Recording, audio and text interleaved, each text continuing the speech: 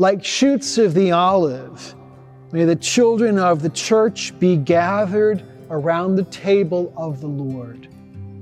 These are lines from Psalm 128, and with them we unlock another part of the mystery of the altar as a place of prayer. The stone altar in our own parish church behind me, and the living altar, which is Christ Himself.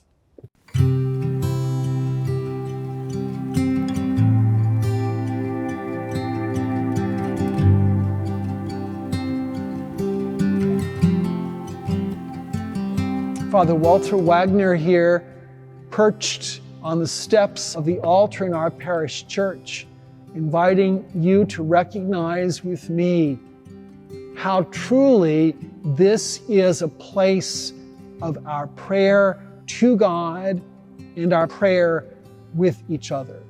We spoke last time about how the altar is a place of intimacy with the Lord, in which we bring the gift of ourselves and receive back the food of Christ, which is the renewal of our lives.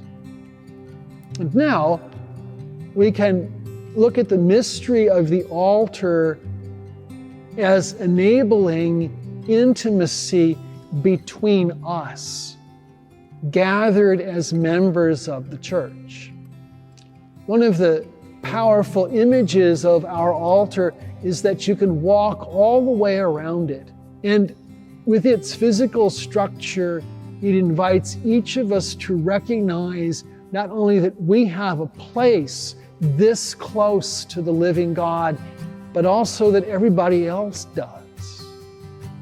And we realize from the mystery of the altar itself, receiving the hosts that are distributed from here, that we are bonded with the group of people in this Mass with us, but also bonded to the whole church, gathered in a spiritual unity with the church throughout the world, the church which is the Diocese of Richmond, the church which is this parish.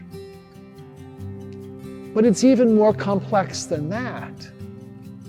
The fact is that in the Eucharist, we are connected with everyone else who has celebrated the Eucharist from the time of Christ down to our own time. And it's not for nothing that our altar has 12 pillars, the 12 apostles, representing the succession of apostolic ministry by which we are bonded sacramentally to the whole church from every age up to our own. And we are bonded too with the saints who are in heaven and those who are on the way there, those who are in purgation. So many links, so many bonds. You know, Jesus asks us who our neighbor is. And if you survey the real mystery of the whole church, you realize how vast the answer to that question is.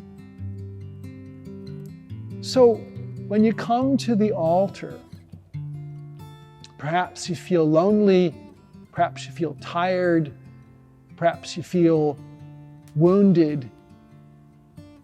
One of the responses you might have in prayer is to realize the litany of these connections which are yours, flowing from the altar, flowing from the body of Christ, which comes to you from this table. Many thanks for watching this, and I'll talk to you soon.